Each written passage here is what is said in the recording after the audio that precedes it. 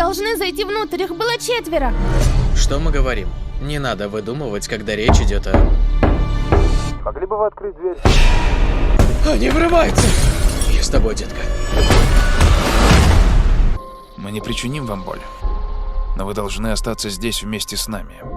Разные семьи на протяжении всей истории выбирались для принятия этого решения. Ваша семья должна добровольно пожертвовать одним из вас, чтобы предотвратить апокалипсис. Это происходит на самом деле. Милая, закрой глаза. Я спрашиваю в последний раз, сделаете ли вы выбор?